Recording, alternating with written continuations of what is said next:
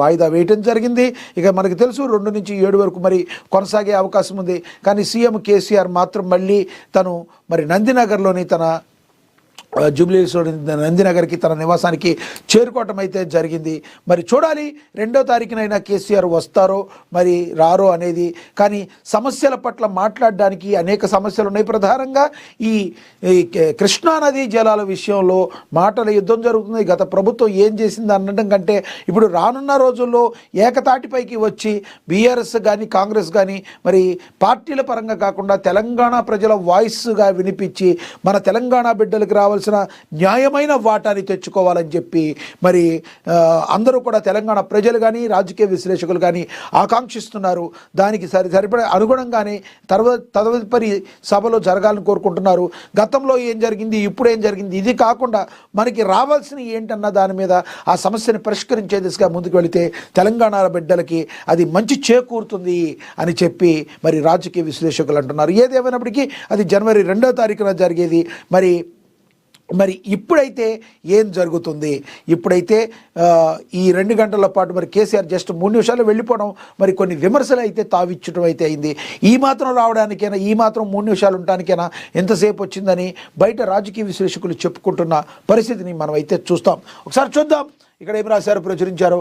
కేసీఆర్ను చూడగానే కూర్చున్న చోటుకెళ్ళి నమస్కారం, బాగున్నారా, ఆరోగ్యం ఎలా ఉంది అంటూ వాకబు నమస్కారం చేసి కరచాలం అందించిన కేసీఆర్, రేవంత్ది పాలమూరు ప్రేమతత్వం అంటూ ప్రశంసలు.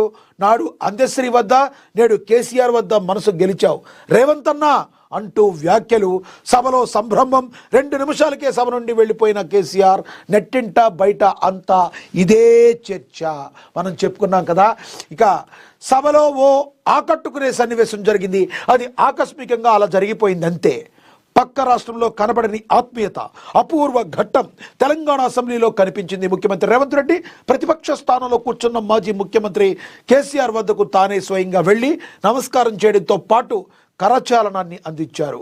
కేసీఆర్ కూడా సభానాయకుడిని చూసి అంతే గౌరవంగా లేచి నిలబడి స్పందించారు. కరచాలనం అందించారు. బాగున్నారా, ఆరోగ్యం ఎలా ఉందంటూ సీఎం రేవంత్ రెడ్డి సందర్భంగా పలకరించారు. ఈ దృశ్యం తెలుగు రాజకీయాల్లో చాలా హాట్ టాపిక్గా అయితే మారింది. ఇంకా తెలంగాణ రాజకీయాల్లో సందర్భాన్ని బట్టి దూషించుకున్న, ఆవేశపడ్డ, పగలు ప్రతీకారాలు ఉండవని మరోసారి రుజువయ్యింది. చాలా మరి ఇది గ్రేట్. ఎంతోమందికి ఇన్స్పిరేషన్ ఇది అని చెప్పుకోవాలి. ఎందుకంటే ఇంత మరి పక్క రాష్ట్రాల్లో ఎక్కడెక్కడ మనం చూడని పరిస్థితి. పక్క రాష్ట్రాల్లో అయితే ప్రతిపక్ష నాయకులు అసలు అసెంబ్లీకి కూడా రాని పరిస్థితి. కానీ అసెంబ్లీలో ప్రతిపక్ష నాయకుడు వచ్చిన తర్వాత ఆయన్ని ఎలా గౌరవించాలి, ఏం చెయ్యాలి అన్న దాన్ని మరి ఏ రకంగా మేము ఎంత బాగా గౌరవిస్తాం అన్న దానికి సీఎం రేవంత్ రెడ్డి మరి ఎందరికో స్ఫూర్తినిచ్చారు, ఎందరికో మరి ఒక స్ఫూర్తి ప్రదాతగా కనిపించారు. కానీ సీఎం కేసీఆర్ కేవలం 2 నిమిషాలకే మరి బయటికి వెళ్ళిపోవడాన్ని మరి ఎవరు కూడా హర్షించట్లేదు. ఈ మాత్రం దానికి కనీసం సభ జరిగిందే కాసేపు, ఆ కాసేపు కూడా కేసీఆర్ ఉంటే బాగుండేది కదా అని సొంత బీఆర్ఎస్ నేతలు, బీఆర్ఎస్ కార్యకర్తలు మాత్రమే మరి వాళ్ళు కూడా మాట్లాడుకుంటున్న పరిస్థితిని చూస్తే మనం కేసీఆర్ ఇలా చేయకుండా ఉండాల్సింది మరి అని అనుకునే వాళ్ళు అనుకుంటున్నారు. కానీ మీరేమనుకుంటున్నారు ఫ్రెండ్స్? సభ జరిగిన తీరు నిన్న మరి సీఎం రేవంత్ రెడ్డి ఏ రకంగా మరి ఆత్మీయంగా కరచాలం అందించడం, మరి మీ హెల్త్ ఎలా ఉంది అంటే గతంలో సీఎం కేసీఆర్ ఏదైతే ఉన్నారో ఆయనకి ప్రభుత్వం కోల్పోయిన తర్వాత ఆయన కింద పడిపోవటం, ఆ తర్వాత ఎన్ని చకచకా జరిగిన హెల్త్ బాగాలేదు, ఆయన హెల్త్ ఇష్యూస్తో సఫర్ అయ్యారు. 1-2 సార్లు మనకు హాస్పిటల్ పాలవటం కూడా మనం చూసాం.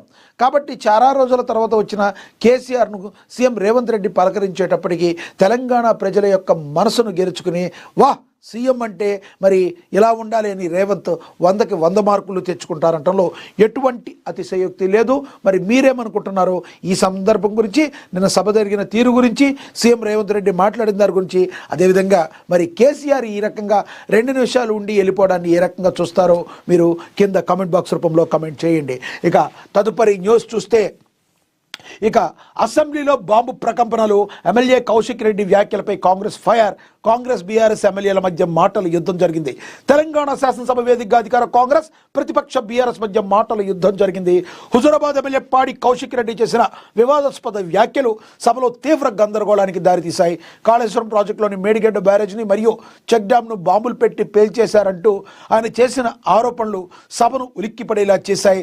సభలో చర్చ జరుగుతున్న సమయంలో కౌశిక్ రెడ్డి మాట్లాడుతూ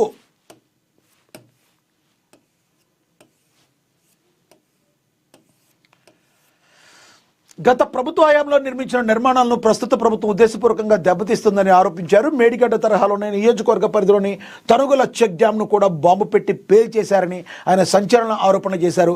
గత ప్రభుత్వానికి చెడ్డ పేరు తేవడానికి ఇలా చేస్తున్నారని మండిపడ్డారు. కౌశిక్ రెడ్డి వ్యాఖ్యలపై కాంగ్రెస్ ఎమ్మెల్యేలు తీవ్రంగా విరుచుకుపడ్డారు. మరి వర్ధన్నపేట ఎమ్మెల్యే కేఆర్ నాగరాజు ఇతర సభ్యులు అభ్యంతరం తెలిపారు. ఈ ప్రజాప్రతినిధి అయ్యుండి బాంబులు పెట్టి పేల్చారు అనే పదజాలాన్ని ఎలా వాడతారని వారు ప్రశ్నించారు. సభలో అశాంతిని ప్రేరేపించే విధంగా ఉన్న కౌశిక్ రెడ్డి వ్యాఖ్యలను వెంటనే అసెంబ్లీ రికార్డుల నుంచి తొలగించాలని స్పీకర్ను డిమాండ్ చేశారు. కాళేశ్వరం ప్రాజెక్టులో భాగంగా ఉన్న మేడిగడ్డ బ్యారేజీ పిల్లర్లు ఎన్నికల సమయంలో కుంగిపోయాయి. అది నిర్మాణ లోపం కారణంగానే కుంగిపోయిందని నిపుణులు నివేదిక ఇచ్చారు. ఈ అంశం రాజకీయ చర్చ కావడంతో పాడి కౌశిక్ రెడ్డి పేల్చేశారన్న ఆరోపణలు తెరపైకి తెచ్చారు. సభలో మర్యాదపూర్వకంగా పదజాలం వాడాలని నిరాధారమైన ఆరోపణలు చేయడం సరికాదని అధికార పక్షం హెచ్చరించింది. ఈ పరిణామాలతో సభలో కొద్దిసేపు వాగ్వాదం అయితే చోటు చేసుకుంది. పాడి కౌశిక్ రెడ్డి ఈయన గురించి మరి మనకి సపరేట్గా చెప్పాల్సిన అవసరం లేదు. ఈయన ఎప్పుడూ కూడా ఏదో ఒక రకంగా వార్తల్లో నిలుస్తూ ఉంటారు. గతంలో ఈయన గెలిచిన తీరును కూడా అందరూ అనేక తప్పుపట్టారు. ఎందుకంటే తాను సూసైడ్ చేసుకుంటాను ఈసారి నేను గెలవకపోతే అని ప్రజల దగ్గరికి వెళ్ళి ఒక రకంగా బెదిరించి ఓట్లు వేయించుకున్నారనే ఆరోపణలు కూడా ఉన్నాయి. కనీసం ఎవరైనా నేను ఈ మంచి పని చేశాను నాకు ఈ ఓటేయండి అని అడుగుతారు. మీరు ఓటే అయిపోతే నాకు మరణమే శరణ్యం అని చెప్పి మాట్లాడిన పాడి కౌశిక్ రెడ్డి ఏంటి మాటలు, ఏంటి రకంగా ఉండటం. మరి నిజంగా బాంబులు పెట్టి పేల్చేస్తే మరి ఇప్పటి వరకు అధికారుల యంత్రాంగం ఏం చేస్తున్నట్టు, మరి ఇదంతా కూడా ఒక రాజకీయంగా మీరు పిచ్చి పిచ్చి ప్రేలాపనలు పేలుతున్నారు. నోరు అదుపులో పెట్టుకుని మాట్లాడుకోవాలి అసెంబ్లీలో మాట్లాడేటప్పుడని కాంగ్రెస్ నాయకులందరూ పాడి కౌశిక్ రెడ్డిని బీఆర్ఎస్ నేతని హెచ్చరించడం అయితే జరిగింది. మరి పాడి కౌశిక్ రెడ్డి ఈ విధంగా మాట్లాడటాన్ని మీరేమనుకుంటున్నారు? నిజంగా ఇది ఒక ఆమోదయోగ్యమా? మీరు కింద కామెంట్ బాక్స్ రూపంలో కామెంట్ చేయండి. ఇక తదుపరి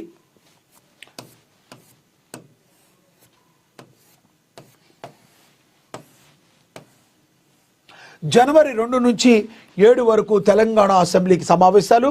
బీఎస్సీ సమావేశం అనంతరం స్పీకర్ నిర్ణయం. తొలి రోజు 2 గంటల పాటు సాగిన శాసనసభ శీతాకాల సమావేశాలు ప్రారంభమయ్యాయి. తొలుత ఇటీవల మరణించిన దివంగత మాజీ ఎమ్మెల్యే మండల సభ్యులకు సభ సంతాపం తెలిపింది. అనంతరం పలు ఆర్డినెన్స్ను ఉభయ సభల్లో ప్రభుత్వం ప్రవేశపెట్టింది. ప్రశ్నోత్తరాలు రద్దు చేసిన స్పీకర్ 0 అవర్ను కొనసాగించగా పలువురు సభ్యులు తమ నియోజకవర్గ సమస్యలను ప్రస్తావించారు. శాసనసభ స్పీకర్ గడ్డం ప్రసాద్ కుమార్ అధ్యక్షతన బీఎస్సీ అసెంబ్లీ సమావేశాలపై భేటీలో నిర్ణయం తీసుకున్నారు. ఈ మేరకు జనవరి 2 నుండి 7వ తేదీ వరకు నిర్వహించాలని నిర్ణయించారు. స్పీకర్ ఛాంబర్లో జరిగిన బీఎస్సీ సమావేశానికి ఉప ముఖ్యమంత్రి బట్టి విక్రమార్క, మంత్రులు శ్రీధర్ బాబు, పొన్నం ప్రభాకర్లు హాజరయ్యారు. మహేశ్వర్ రెడ్డి, అక్బరుద్దీన్ తదితరులు ఈ సమావేశంలో పాల్గొన్నారు. అసెంబ్లీ పని దినాలు ఎజెండాను ఈ సమావేశంలో ఖరారు చేశారు.